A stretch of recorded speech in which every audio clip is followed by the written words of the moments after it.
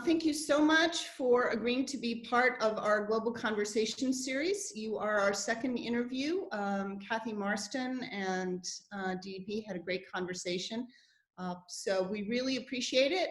I've also known you longer than almost any of the other choreographers that it's been my great pleasure to meet. How does somebody who lives in their head and then translates that onto other bodies, how has this time changed your process? And are you creating works in your head? Are you jotting them down? Are you linear, or are you like me, you're doing 15 things at once? Generally, at least 15 things at once. I have 5 new narrative works I'm thinking about now. But there's a piece of my brain that is for each one of those narratives. That actually, I have found over these years, that actually helps various ideas bloom further. And speaking of bloom, being here in Philadelphia, in a neighborhood that's quite remote, that nature lets me, quote unquote, bloom every day. So you and I have talked about this a couple of times over the past few months. You have had quite a couple of years. The world is finally caught up to you, I guess is the way I would put it, and recognize your talent. Can you walk us through, like, 2-3 years ago and then up to this point, you know, the works that you've created, some of the successes you've had, and then hopefully we'll have time. I want to dive further into what other projects you're thinking about. When I received the resident choreographer position at Atlanta Ballet, and I had a home and a group of dancers where we were familiar with each other's mosh pits, yep. And we could just jump in together. I think that started a big turn in how I could approach choreography. I ended up making my first full-length Camino Real at Atlanta Ballet. And that was the next big opening for me, to realize the fulfillment of directing a machine, if you will. And it actually opened the door to the idea that this is actually where I really like to live. I like to live in this all-encompassing place where design, I have my hand in design, in costume, in music. All of this grew into recurrent themes that I visit again and again and again in every piece. So it's interesting that you first mentioned being a resident choreographer. I think you know some of DDP's work has been around the lack of women resident choreographers, and I call it, for a reason, the best job in the business, because you have bodies on which you can choreograph, you have a home, and everybody talks about it that way. Yeah. And also, it gives you the confidence to bring a full-length work to the main stage. It almost sounds like you start with a smaller vessel and you end up being able to command a battleship, a huge airplane, you know, aircraft carrier with things coming and going. And that's almost the way I get the feeling, is you're in the middle of it with the command of it all and getting comfortable commanding all those different elements. So let's talk about the Crucible a little bit, because you know, I have a personal connection and fascinated by it. Yeah, that was one of our first conversations, Liza, your personal connection. So I think you have to say it. Oh, okay. So I am this is very funny. I'm a direct descendant of John Proctor. I'm named Elizabeth for his wife, who was incarcerated and was going to be hung as a witch until Cotton Mather got wind of the strange goings on in Salem and came riding out from Boston and put a halt to things. And as I explained to you, my family's always believed it was about money, a property dispute. Oh, yeah. Oh, I gathered that from the research when I went to Danvers. So Danvers renamed itself after the witch trials. They separated themselves from Salem. They used to be a part of Salem, I believe, if I remember correctly. And I went out to Danvers and actually got to visit the original homestead of Rebecca Nurse. The Nurses had a huge amount of land. And the Putnams and the Nurses were in constant conflict. And here's the kicker. I went into the graveyard that's connected with the nurse's homestead. And the Putnams, there are umpteen Putnam headstones in the nurse's graveyard. So they did take over that land, you know, once Rebecca Nurse was, you know, hanged. So That research was just amazing to feel. I'm a person of the senses, and I felt that to feel the wood in that homestead there, where the hearth, seeing the things they cooked with, seeing their life brought, I think, a lot of these ideas to fruition. We had to see that Salem was a good place with good people. It wasn't a place that started evil. Nothing starts evil. So one of my main things, or one of my main aspects after this research, was to find where people were before this calamity happened, this tragedy. So that makes the story very, I would say, relevant in these times. Exactly. You know, Abigail didn't start out. Abigail wanted to belong. And I came to Abigail's character with that very idea. She wanted to belong. She wanted a family. And she set her sights on John. That's what she thought belonging was. I just want to ask you a little bit about the critical reception, which has been overwhelmingly positive. And you might say this is a United States story, an early American story, but that's not the reception it's gotten. So talk a little bit about the audience reaction and also about the critical reaction to it. And was it what you expected? Scottish Ballet stepped in beautifully. It was an amazing experience. I don't know if I can say I expected. You don't know what people will think. So I don't know if there was an expectation of critical acclaim, but I know the work that went into it. I had a very good feeling throughout the whole thing of making it, but I did with Camino Real as well. When I saw it and I saw the set and I saw everything manifested for the first time on stage, I thought, again, I was like, whoa, this is everything I could have imagined, that this piece, how it could be fulfilled. And they've done some great work telling really, really interesting stories.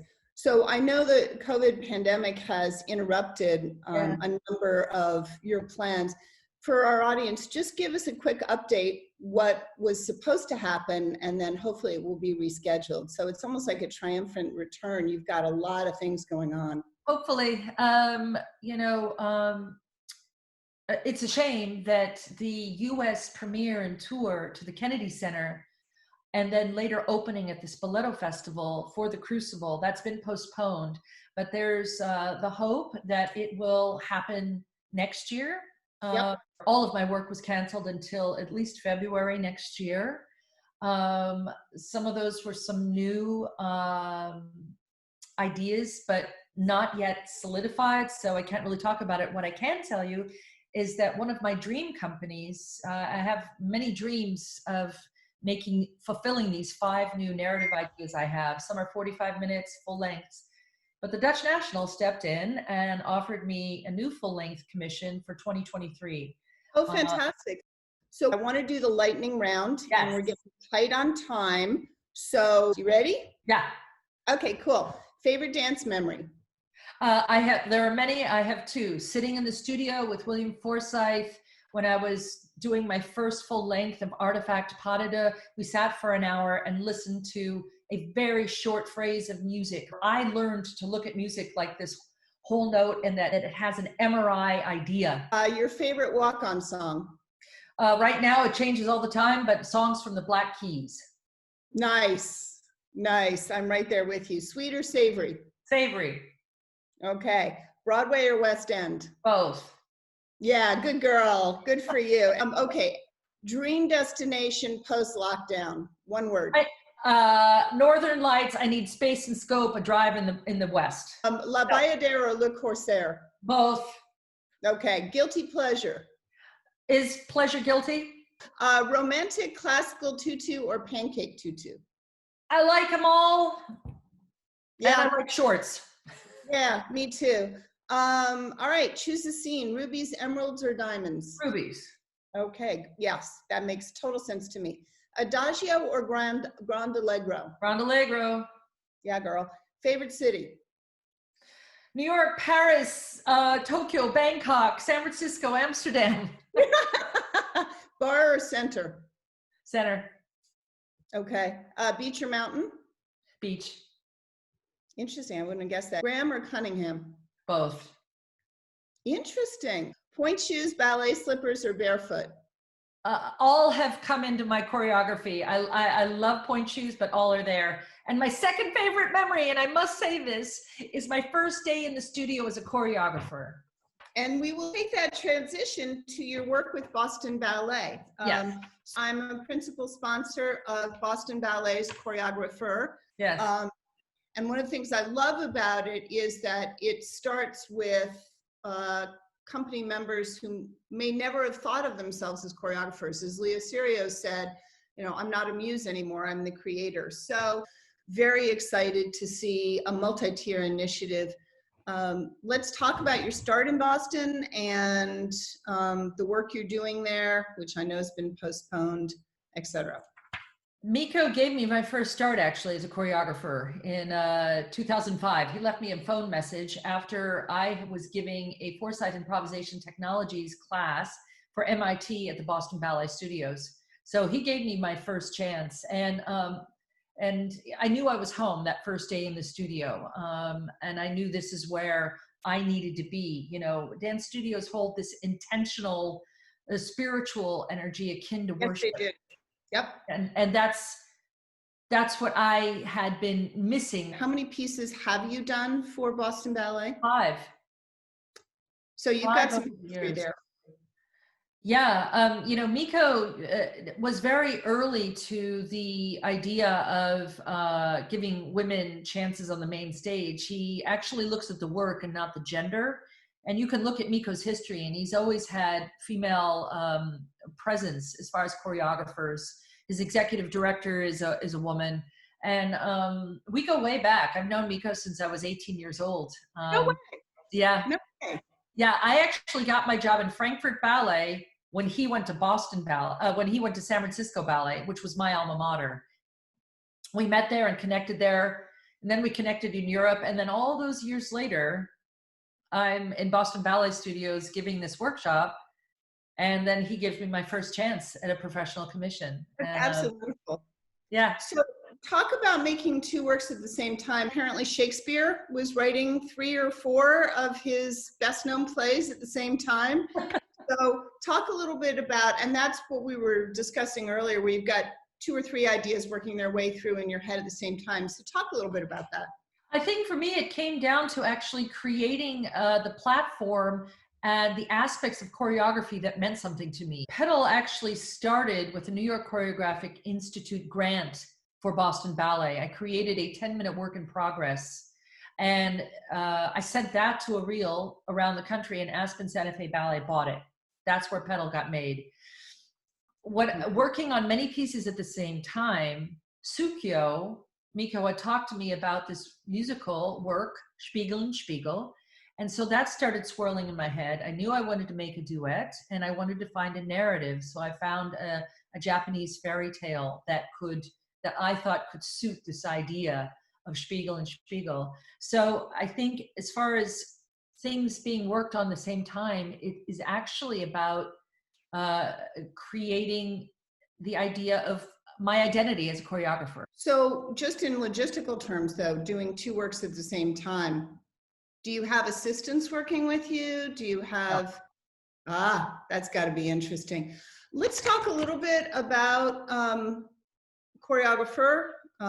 You referenced Miko's history with hiring women, and talk a little bit about what a program like Choreographer might do for a young woman who's thinking, I might want to choreograph, and what an actual initiative can do versus just being asked, would you like to make a piece?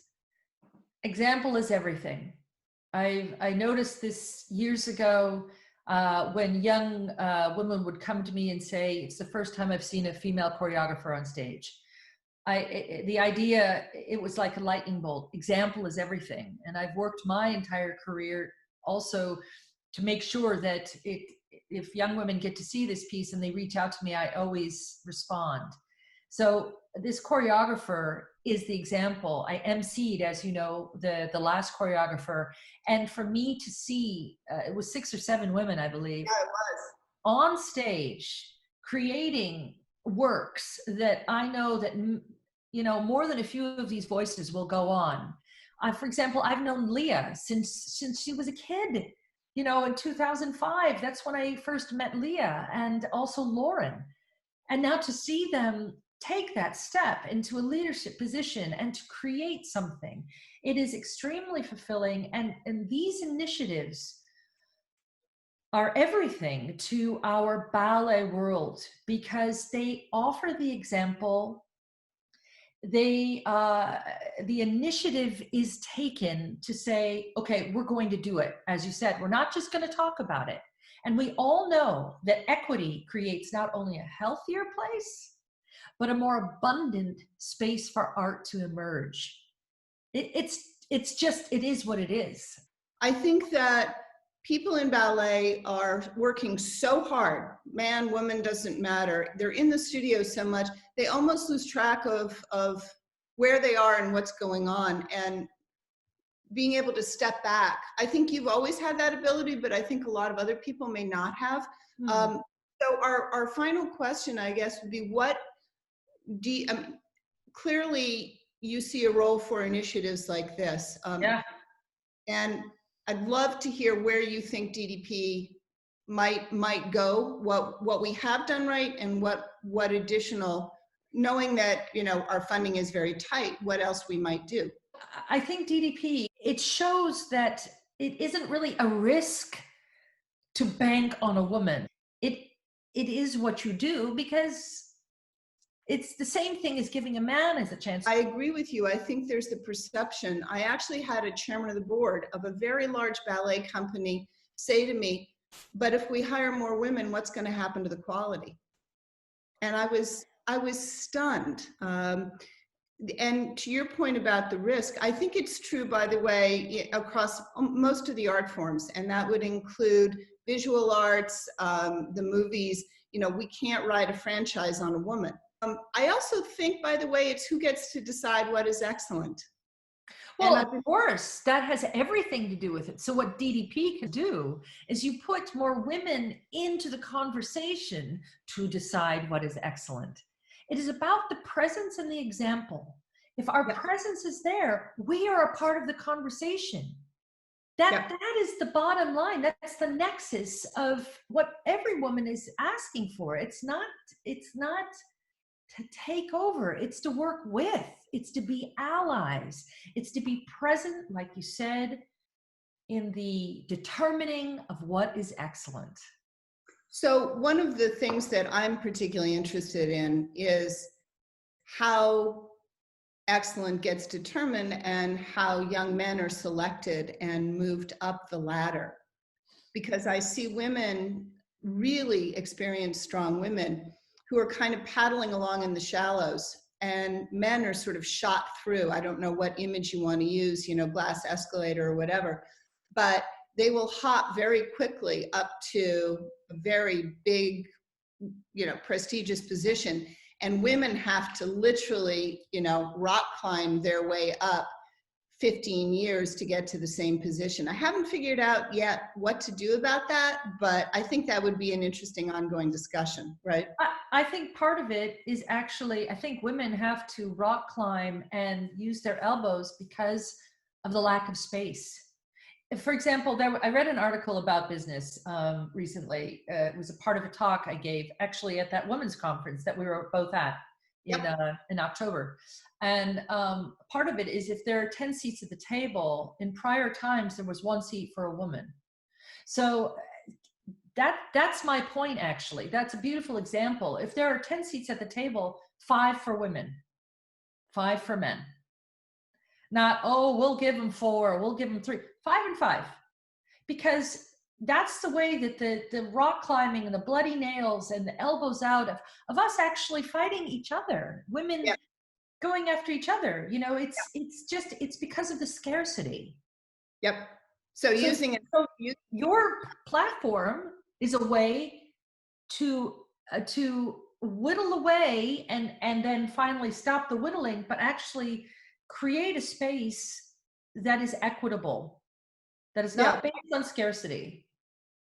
Yeah, I keep talking about this, that first of all, that abundance model, but also if you look at the research, the Wells Foundation's audience engagement survey, I think it was done in 2015, only 3% of 18 to 40 something year olds have seen a live dance performance in the last year. That is second to the bottom from opera. If ballet doesn't change, I think it may make itself irrelevant. And this particular time is going to be very challenging for companies. They've got to present something that feels immediate and relevant to people's lives. But they have a chance now. Yep, exactly. You know? Thank you so much for your time. The dialogue will continue. Thank you so very much. Thank you.